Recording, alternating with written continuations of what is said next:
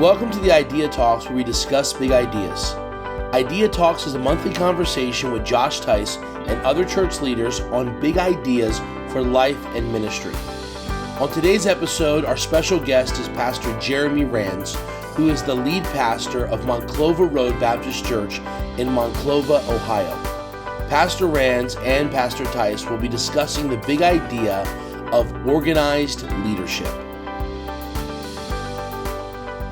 Hi, Josh Teis here with another Idea Talks. Today's big idea that we're going to be discussing is organizational leadership. And we're going to be talking about organized leadership in the realm of ministry. That's the big idea. We find ourselves here on the set of Idea Day Midwest. And if you've never been to one of our events, we want to encourage you to come to Idea Day South or Idea Day West or one of the future Idea Days that we have. Today, our special guest is Pastor Jeremy Rands. Now, Jeremy is a personal friend of mine. I know more about him. I know he's really gifted in this area of organized leadership and organizational leadership. And so I really want to talk with him about that and discuss these philosophies. Though I may know Jeremy, you may not be as familiar. So, Jeremy, why don't you speak to who you are, where you're from, the ministries you've been involved with in the past and in the present, and your passion for organized leadership. Okay. I grew up in the ministry. My dad was a church planter, so I spent the first 18 years of my life, every 2 years or so, we'd travel for a place that didn't have a church and start a church, get it going. So my initial experience in ministry was starting from nothing. Okay. And my dad would go in, find a building, we'd remodel, we'd get it growing, and usually in about 2 years he'd have it up to about 100 people. He'd bring a pastor in, he'd go on to the next church. So vocationally, your dad was a church planter, not like a church planter. He planted a church like me in the States forever. Right. He literally went from church plant to church plant to church plant. That's incredible. Yeah, New Hampshire, Michigan, Wyoming, back to Michigan, Oh, my Pennsylvania. goodness. Yeah, Wow. Yeah, we've moved probably 23 times before I was 18. Are you kidding me? So we probably have some in our audience who that's what they do, or that's what, when they get out of school or seminary, that's what they aspire to do. Right. I know this is not the topic of the day, but since you're giving us your background, what would you say to somebody who, man, that's what they want to do? They want to be a vocational church planter. I would say make sure your wife wants to do it, Mm-hmm. and make sure that you are taking care of your kids and your family while you're doing it. Yeah. Because moving every couple years is a difficult thing on the family. Yeah, that can really bring a wear and tear, perhaps not like other things. Man, I'm glad you spoke into that, and we weren't even planning to. Now, back to your story, where you're from. So my dad landed in Pennsylvania, and I graduated from high school there, and he was going to go back to Philadelphia, or back to Michigan to take a church. I stayed in Philadelphia, went to Bible college there, and became a youth pastor at a church there. And my goal, I think just because I grew up in church planting, was to go to New Jersey and plant a church. That was my goal. Yeah. And Lord gave me a great burden for soul winning there in Philadelphia, and had a mentor there training me. But then I get a phone call from Bill Duttrey out at Midwest here in Cincinnati. And he said, "I'm looking for a guy. I want to know if you're interested." Okay, how old are you at the time?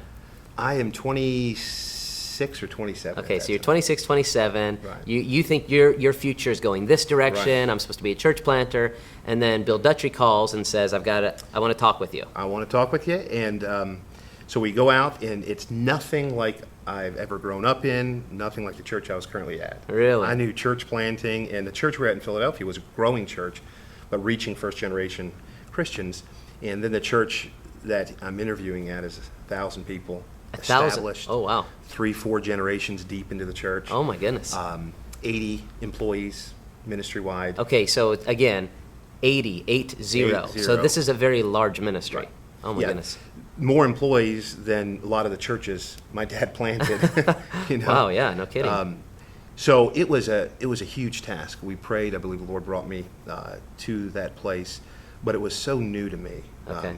Going from just a small inner city growing church to just a well-established church that already had staff. Then I come to the place, and I'm the youngest guy on staff, and I'm supposed to be the administrative pastor and leading the staff. Yeah, and there's some obvious potential problems with that. What are the potential? 80 staff. You're 27 years old. Mm-hmm. What is that like? Very intimidating. Yeah. I just had to really find out who I was. Okay. Find out what worked for me. Yeah. And really develop just a sense of how I'm going to be successful in the ministry. Yeah, okay. Because everything was different, everything was new, and now people are looking to you for leadership and advice, and it was difficult. That was very difficult. That transition was probably a harder transition to going from an assistant pastor into pastoring for me. And I could see why. I mean, now you're sitting across the table or at the desk, I'm supposing, with people that have been in ministry for decades, maybe in their 40s, 50s even, and you're their administrative boss, and you're supposed to lead them and guide them. Right. Did you get kickback from that? Oh, yes. Okay. I sure did. But I learned a lot in that. One is pride. Okay. My pride would say, kick back. Tell them you're in charge. Show them that you're in charge. Okay. And so I really had to learn humility. And that's a tough thing when you are in a place that large, growing ministry, a large staff, and you can develop pride very easily in that. And then you're not developing relationships with the staff. You're just wanting to be their boss or show them, hey, I'm 27, 28, but I can still tell you what to do. Okay. And I really had to work through that. Yeah. And work through that pride. So it was really a lot of humility that God was trying to teach you. And instead of taking a position of authoritative leadership, you had to humble yourself. Right. I can't even imagine being in that situation, in the sense that these are people that are men of God, women of God, and now suddenly my boss is the 27-year-old new punk that came in, and you have to effectively lead. Right. So walk us through the process as God is teaching you humility. Practically, how do you begin to organize that group of individuals? Because according to what you just said, that transition to becoming the administrative assistant pastor there was more difficult than the transition from going to that church to being the senior lead pastor. So what was that like? Well, for me, I needed to learn this, that in my position leadership, I'm there to help them be successful. Okay. Not them help me be successful. Okay, say that again, because that is a key point, I think, with what you're trying to say. As an administrative pastor, I needed to realize this, that I was there to help them be successful. Okay.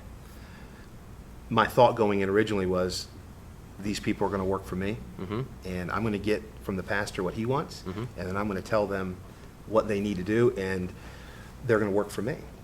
And I had to realize this, that I was there to help them reach their potential, not them to help me become something. So they weren't working for me. In a sense, really, I'm working for them. Okay, that is fascinating to me, and I've never had this conversation with you, even though we've been friends. And I think it's very interesting because we do have many that listen to this podcast who are in the position of administrative pastor. In fact, according to Tom Rainer, the number one growing position on church staff in the next 10 to 15 years, according to his projections, is the concept of administrative pastor. So there are a lot of people who are going to be feeding into what you're trying to say and learn from what you're saying. And it is the perspective of administrative pastor. Okay, now these people, they work for me, and I'll fulfill the role of the vision of the pastor, the senior pastor. But you're saying it's the opposite. Right. It's I work for them to bring them up to their full potential. Right. Well, how do you do that? How do you work for the department heads or the pastors and bring them up to their full potential? First is spending time with them, developing a real relationship with them. Okay. Not just an office relationship where we're sitting around a table and I'm giving you your assignment and you're reporting back to me. But really getting involved in their life. I don't think you can develop somebody and help them reach their potential and help them succeed in helping the pastor you're working for reach his potential in pastoring unless you really know them, unless just how you speak to them. Some people need someone to stay on top of them, and they need that pat on the back, they need that encouragement.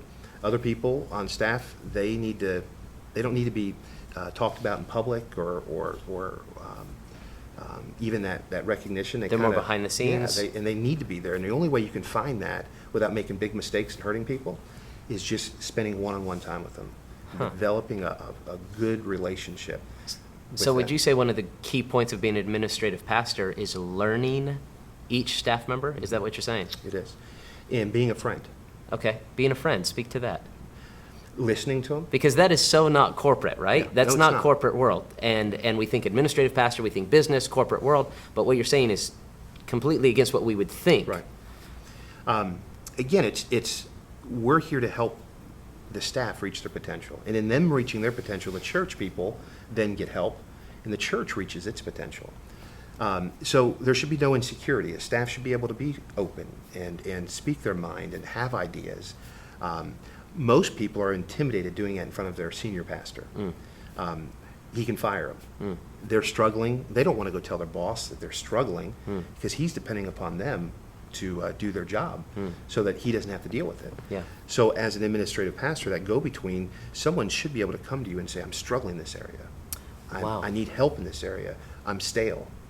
And you should be able to help them find the needs that they have and the resources they need and plug them in so they can just be refreshed. I dealt with so much on our staff that our pastor never dealt with and never knew. Now, we're not talking about sinful things. Sure. We're just talking about somebody that wants to be successful in the ministry that God's called them to and needs someone to help them reach that potential. I didn't want to. I think, I don't know if this goes along with our conversation, but I'll just break away here. Most people don't want to go to their pastor and say, I'm struggling and I need help. Yeah. So by having somebody there that's a friend, having somebody there that cares about them, having somebody there that isn't their authority as the pastor, but is there to help them, and they know he's there to help them reach potential, they can come to me with just about anything. Man, that's beautiful, yeah. And I never took that to the pastor and said, well, you know, we're so-and-so struggling. I would go to him and say, you know what I really think would help if we sent this person here, or we developed our budget to include these resources for our staff. It comes across him in a very positive way. And so he never looks out at the staff and thinks a negative about any of them. I love that. I love the concept of the administrative pastor being a friend to the staff, a go-between between the staff and the pastor, so that not everything has to come before the pastor, but that he's able to genuinely friend them, and in a sense, you didn't use the word, but it seems almost pastoring them throughout their ministry, saying it's not about me, it's about advancing you as a minister to reach your full potential with the gospel in our local church. Man, I love that. And we weren't even planning on talking about that. So, you know what I think, and I know you agree with this, but I'll bet you there are people listening to this right now who needed that conversation. And we weren't even planning on going that direction. So, organizational leadership, though, when it comes to personal organizational leadership, you went from that growing, large, powerful, good church to then God comes to you at the age of 10 years, so 37. 37, and says it's time for a change. Tell us about that change. Well, I was in Africa, and Lord put on my heart, it's time to pastor. Wow. So I came back and talked to Pastor Dutry. I believe if you're going to go pastor, your pastor needs to know about it, and pray with him about it, and let him help you in that area. And we prayed about it for a period of time, and Lord opened up a door for me to pastor in the South. Oh man, that's awesome. Yeah. So God makes it clear to you, okay, it's time to transition. You talk to your pastor, hey, will you pray with me about this? And then a door opens in the South. And the church, with Pastor Dutry, for our audience's sake, what was the name of that church? First Baptist Church of Milford, Ohio. First Baptist Church of Milford, Ohio. And then God led you down to the South. Tell us about that. First pastorate. Right, my first pastorate. And totally different than being an assistant pastor. But God used a lot of those things I learned as assistant pastor. And we implemented those things very quickly into the church. And because I learned a lot of organizational things, because I learned how to deal with the staff and how to allow staff to work without micromanaging them and just help them reach their potential, and they could help the church, I then was able to spend time studying and counseling the things I didn't have to do as an assistant pastor. What was the structure of the church when you arrived in the South? Were there staff members? Was it a larger church, a smaller church? What was it like? Well, the church was about 250, 275 people when I went there. There was a Christian school. So ministry-wide, there's about 22 employees. That was Christian school, secretaries, and we did have a staff at the church. We immediately saw within the first year, we grew about 150 or so the first year. Wow. And the Lord allowed me to be there for 2.5 years, and in that 2.5 years, we pretty much doubled in attendance. See, that's incredible. If you didn't catch that, you're listening.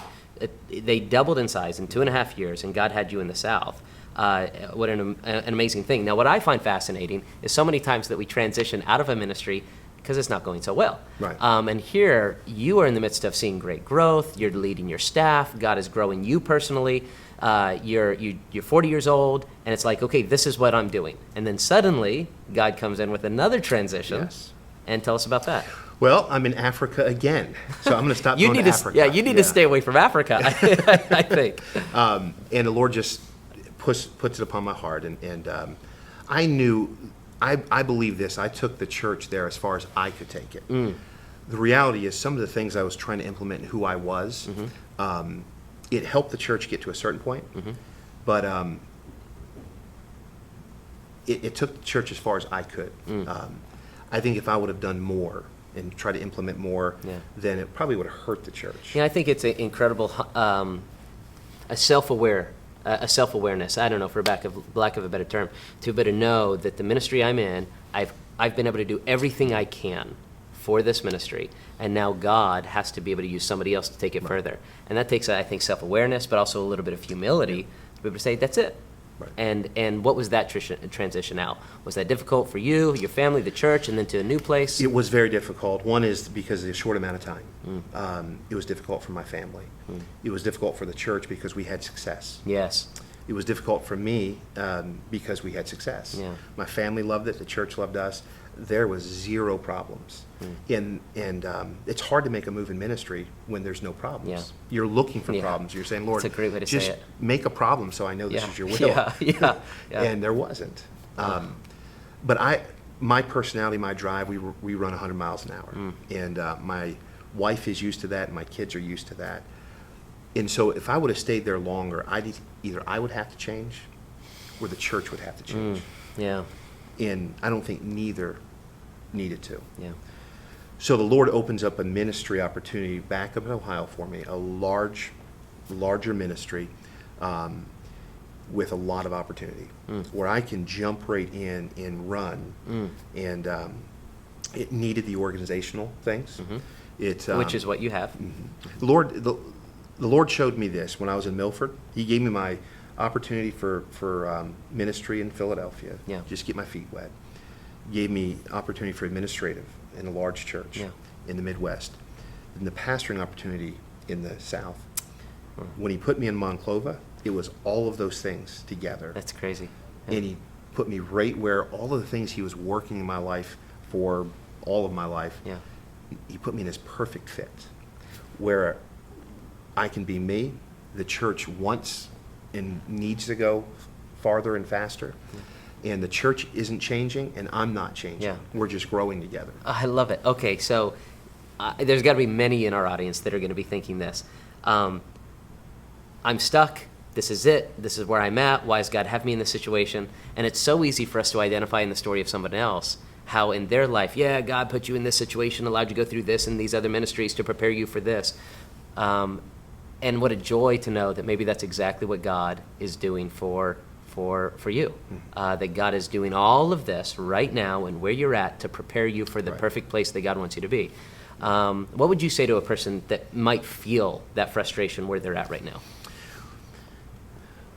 Ministry is not a marriage.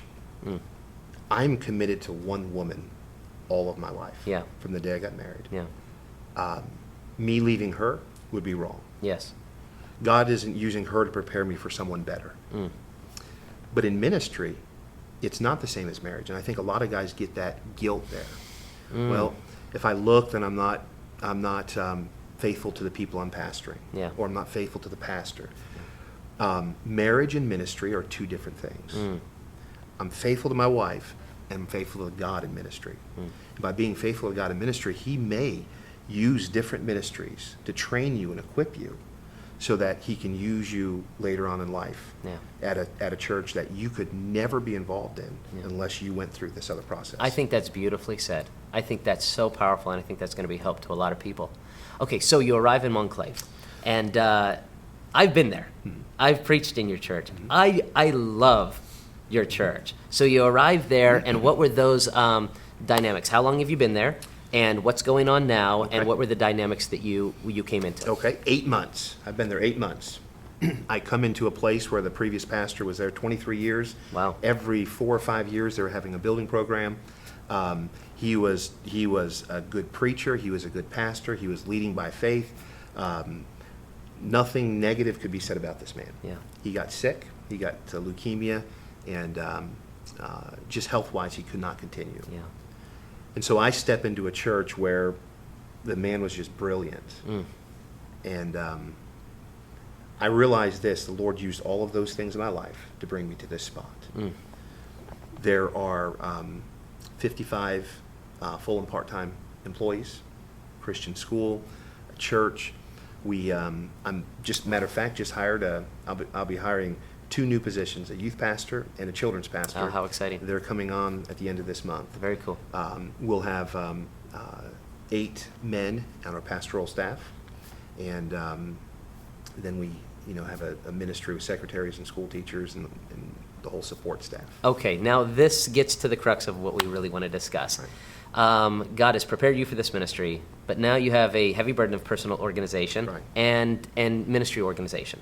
Before we can ever deal with how Jeremy Rands deals with organizational leadership over a large ministry, we have to talk about Jeremy Rands dealing with his own Yes. worst enemy, and that is Jeremy Rands. Right. How do you get Jeremy Rands to do everything he's supposed to do? How do you get everything done personally? Okay. Let's talk about that. Well, you would think, spend more time awake and work more hours. Really, it's the opposite for me. Okay. I function better when I rest. When I am well rested, I think better. When I am well rested, I deal with people better. When I'm well rested, I'm a better father, better husband. And so through this whole process of the last 40 years and almost 20 years of ministry, I have come to the place where I realize making sure that I'm taking care of myself, Yeah. spiritually, physically, emotionally, I can take care of more people. My family, my wife, a church, a growing staff. So many times, and my dad died of a heart attack when he was 55. Oh my word. He was just 100 miles an hour. Yeah. The reality is I never saw him rest. He never took a day off. And so going into this, I realized I want to live past 55. I want to see God do a great work in my family, in a church, and I want to be there when He's blessing.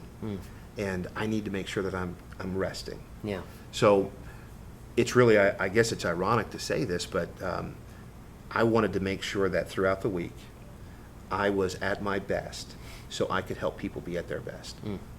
I grew up in the ministry. I saw a lot of preachers' kids feel like they weren't loved and wanted. They knew it, Yeah. but they didn't feel it. Yes. And I've got 5 kids. I don't want that for my family. Yeah. So I just kind of began to think things differently. Yeah. And it's not a selfish, I'm going to just be lazy and lay on the couch. Yeah. It's, I'm going to make sure I get a good night's sleep. Yeah. I'm going to make sure that my wife gets the best of my time. Yeah. And I don't counsel. I don't, I'm not one of those that every 30 minutes I have an appointment. I want to rest even between appointments and clear my mind so the person coming in next Has a fresh pastor. my full attention. That's a fascinating idea. And for the Idea Talks, that practical idea right there is huge. You meet with an individual, you give yourself a few moments to just clear your mind, and then the pastor is fresh for the next meeting. That's something I can take away right now. That's something I can use. The reality is I don't take more than 3 appointments in a day. Yeah. I know me now. Somebody might take 6. That's just how they're built. For me, I know that with everything else I'm doing that day, if I try to put 3 other major things in my day, It's not gonna I'm happen. not going to give that 4th person the time they need. That's great. That's great. I love that. So it's knowing yourself. And you begin with this concept of organizational leadership begins with the idea of personal rest, making sure that you are resting, you are rested up so that you can be the best that you possibly can be. We in our staff, we have kind of a core staff principle that we talk about, one of them being you have to enjoy your work. And it's impossible to enjoy your work if you are dead, tired, and exhausted constantly. And so the idea of your time off, your evenings off, if you have that possible, and working out to where you have time with your family. I, by the way, have to say about what you said about your family, I have to parrot that, because if I didn't parrot that, my dad would be upset. He wants to hear this said, and that is, Spend time with your kids. Love your kids. And I've been with your family. I'm not just seeing it from the outside. I'm your friend. I've been with your beautiful family, and they love spending time with their dad. And I remember sitting around that Red Robin, and your kids jumping all over. And I remember thinking, I wish my kids were here jumping around all over too. But what you say is what you live, and that's what I love about that. So you would say first key is, look, don't feel guilty about taking rest, Right. because if you're not taking that rest, you're not going to be organized and working to your best potential. Right. What else? Rest is wisdom. Being a sluggard is foolish. That's tweetable right there. Okay, rest is wisdom. Sluggard is foolish. So I want to make sure that I'm there for my wife. I want to make sure I'm there for my kids. I want to make sure that I'm there for my staff in our church. So I just go through my week, and again, I know who I am. I don't try to be like any other pastor. Yep. I don't try to model myself after another man. I take a lot of things from other men, but I try to just be what God made me and be comfortable with that, Yeah. realizing there are other pastors that do more than me, and I'm okay with And that. you have to be okay with that. I'm fine. Yeah, that's good. And so I think it's key to be sure you know who you are, Yeah. and you're okay being who you are. Even if somebody else is doing more, don't let it intimidate you. Yeah. Just be yourself. I love it. As a pastor. And then, so I just go from there, and I want to make sure I'm there for my wife. My wife said something probably 15 years ago to me.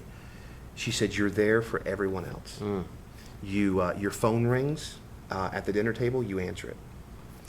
I call you during the middle of the day, and you don't answer it."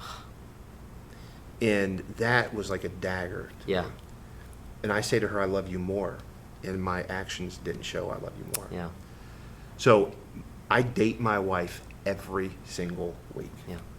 We have a day, Thursday lunch is hers. Yeah. It's nobody else's. Thursday is the day off that I take, then the entire day is for my wife. We do what she wants to do. Yep. I can't tell others and show others how to have a successful marriage if I'm not living it. Yeah. I can tell it and fake it in front of them, but they'll see it in my wife. Yep, that's a great point. And so what I've loved so far is we've said, let's talk about organizational leadership. We didn't jump to an app. Right. We didn't jump to the latest book. We began with rest, which to me is extremely biblical, back to the time of Genesis. Then you went to your wife. Right. Time with your spouse, as if having the rest you need and having the relationship you need is leading to a place where you can have organization at the level that you want it to be. I'm having the time of my life in the ministry. Yeah. And so is my wife. Awesome. We're doing it together. That's cool. And if you don't start there, you can be organized, you can have a schedule, but it's all going to fall apart. Yeah. Yep. I love it. So where do we go from there? As I begin to alliterate, because you said rest, Right. and then relationship with your wife, where would you go from there? Personal organization. Personal organization. I want to, every Sunday afternoon, I look at what my week is. Okay. No week is ever the same. I don't get into a rut where this is what I do on this day and now I'm set. I make my schedule. Okay. A lot of people let the church, let circumstances, let problems make their schedule, Yeah. and they're always running, and they never feel like they get everything accomplished. Yeah. I set my week out to accomplish something. So you schedule a weekly time to look at the next 7 days. And that for you, that's Sunday afternoon. Why Sunday afternoon? Sunday afternoon, just because my kids are resting and my wife's probably normally taking a nap, Yep. and it's fresh in my mind what's coming up. Okay. For me, it just works because I haven't started my week yet, Yeah. but I'm right on the beginning of it, Yeah. and so I can see 5, 6, 7 days ahead. It may have been talking to you, or it may have been talking to another pastor, but I picked up on this habit just probably 2 years ago. And I began to schedule, the first thing of the week was to schedule my week. And I do it personally Monday morning, first thing, after my time with God. I do it I probably get to it right about 9 o'clock. And I look, that's what I do. It takes me about 30 to 45 minutes, and I just look at all the appointments coming up. I schedule it out. When am I going to study? When am I going to prepare Sunday night? When am I going to spend time with the family? When am I going to do all of this? Make sure Jonathan's baseball games are in there. Right. And that has been, and for those who have not done this yet, if I had listened to this 3 years ago, I would have not known this. So for those who have not learned what you're saying and what I've just learned, there is a peace that comes over me the moment all of my to-dos are in my little to-do app, and I've got the whole week scheduled. Right. I'm not racking my brain. Okay, what's this week got? It's all there. Right. I'm done. I can sit back and I can focus, and every couple hours or whatever it is, every hour, it'll come up with what's next. Right. Do you experience that peace as well? Oh, yes, definitely. Yeah. Because I know now what I'm going to do Yeah. and who I'm going to invest in Mm-hmm. and how I'm going to invest in them. Mm-hmm. So I know if I'm preaching in a sermon series, this specific sermon coming up, it needs more time. So if I just say, I spend 3 hours a week no matter what. Mm-hmm. Well, this message coming up, might need 5. I might need 6. Yeah. I might need more. My wife might need more of me this week because of something we're going through. Yeah. It helps me set up. I know where our staff are. I'm going to invest more in this staff member this week because either they need this, they've got something personal they're dealing with, there's some big ministry event coming up, and by me setting my calendar and not letting my calendar set me, I get more accomplished, and I feel more peaceful when I do it. But somebody's going to come and say, okay, Josh, Jeremy, that's fine, but in my ministry, life happens. Okay. And then suddenly somebody's going to walk in my office and they're going to say, what about this and what about that? What do you say? How do you control that? What do you do? Okay. If it's a emergency, I get to decide if it's an emergency when it's my schedule. Yeah. Say that again. I say that again, because I love that. I get to decide if it's an emergency when it deals with my schedule. Okay. Everybody's needs is an emergency to them. Sure. Everybody. Mm-hmm. One of the reasons I have a staff is there to help me. We don't have a silo ministry where I'm pastoring and our staff are all doing what they're doing, and we don't know what each other's doing. I hire the staff to my weakness, so they're strong in certain areas. So just because it's somebody else's emergency doesn't mean it becomes an emergency to me. I can't drop everything. Yeah. And I know somebody's out there thinking, you're a pastor, you're not going to drop something? If I condition them that every time there's an emergency in their mind that I'm going to stop doing what I'm doing, then all I'm going to be doing is in emergency mode all the time. Man, that is so powerful and so incredibly important. If somebody had told me that the first 5 years of our church, I swear it would have saved me from a lot of problems. And let's see if I can paraphrase again. I can't paraphrase. Say it again. say what you were saying, because it really is something I think that has to be learned. And somebody could learn it from this podcast. If you're going to condition your church that every time they have an emergency, they can have access to you, and you're going to drop everything, then all you're going to be doing is going from emergency to emergency. And your church is going to become, and your life is going to become an emergency. Yes. And your adrenaline's always going to be running high. Yes. And you're not going to be accomplishing the things that you need to. You're going to be accomplishing the things that they want you to accomplish. Yes. Wow. So what do you do? What do you do? One thing that I always do, people still need to get their needs met.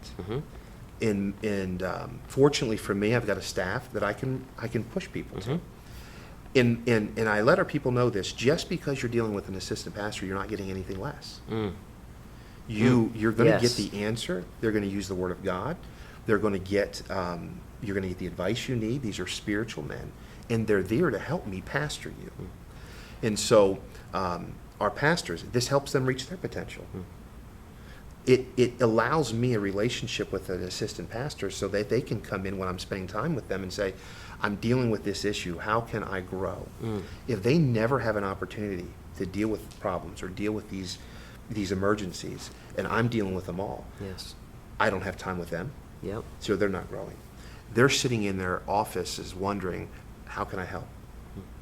Feeling stale, feeling like they're not growing. That's a great point, So by giving them, now I know what this emergency is, I know what our staff, they're capable of doing, so I can place this person with this staff member and they get their help, and they leave feeling there are others that can help me in speaking to my life. You know, I want to speak to the one who might be listening and saying, man, that'd be fantastic to have a great staff like Jeremy or Josh has, but I would say this concept can be used in the same way with your deacons, the way the Bible originally set up.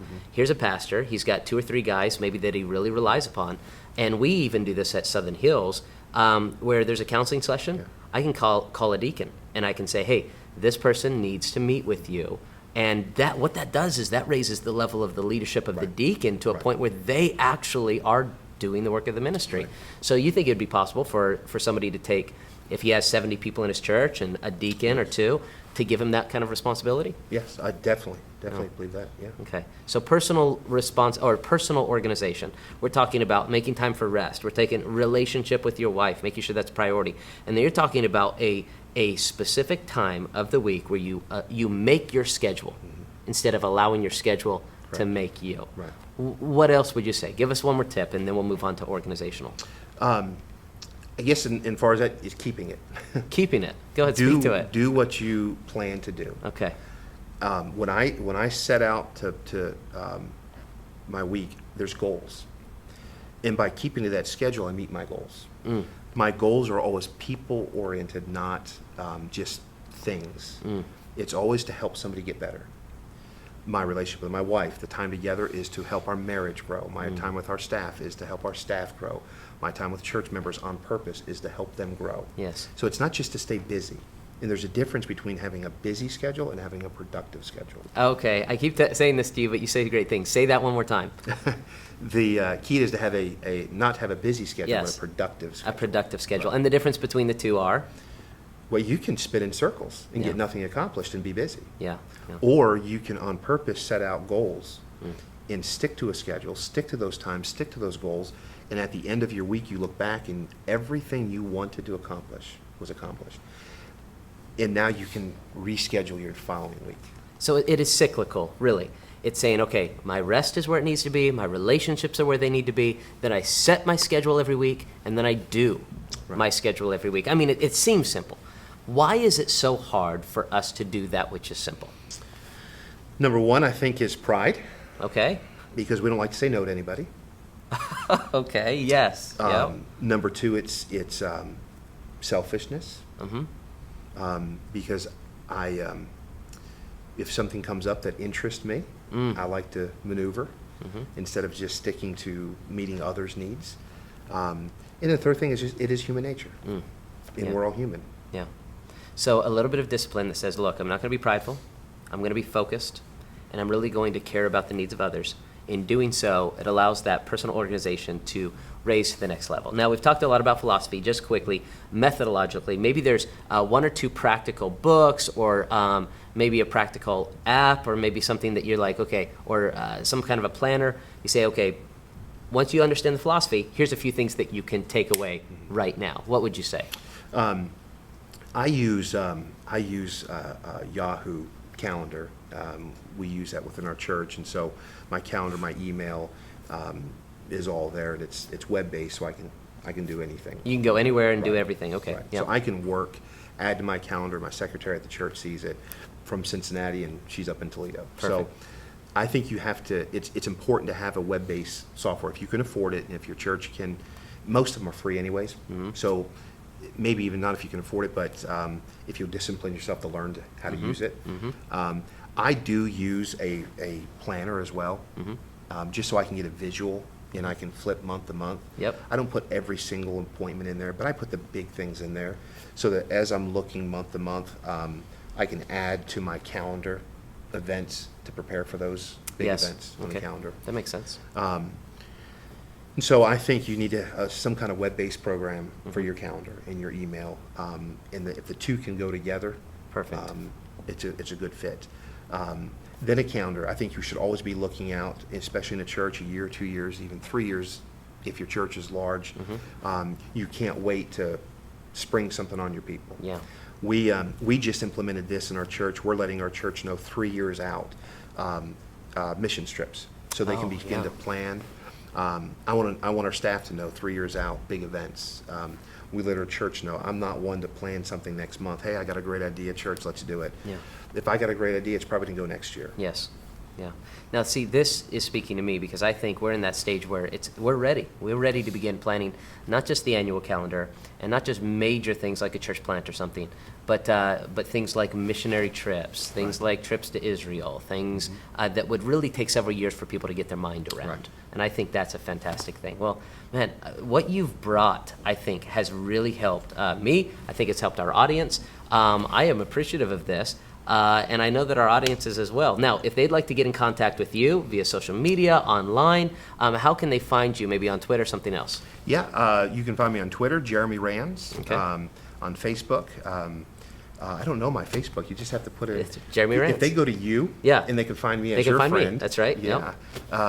And our church website, monclovabaptist.org. I believe you can find my Twitter account in there as well. Fantastic. And is it possible to say, I didn't ask you before, but I'm going to throw it out there. Is it possible to say if somebody that listens to this or watches this has a question, a follow-up, they can contact you personally? Sure. As long as they don't get upset if I give them to one of my staff. There you go. That's organized leadership right there. Thank you so much for watching this episode of the Idea Talks. We're excited about Idea Day Midwest. And in fact, it takes place tomorrow. Now, you're going to be watching this months after it happened. But I've got to tell you, maybe you think, man, I wish I could have come. I mean, it sounds like it's going to be fun. It looks like a great environment. It really is. You've got to come to one of our Idea Days and have the opportunity of discussing topics like this. The ones that are coming up is Idea Day South in November. You can register at ideaday.cc or Idea Day West, the original in Las Vegas, which is one you've been to. Yes. In Las Vegas, and that's coming up in January. And we're looking forward to that as well. So until the next Idea Talks, thanks for watching.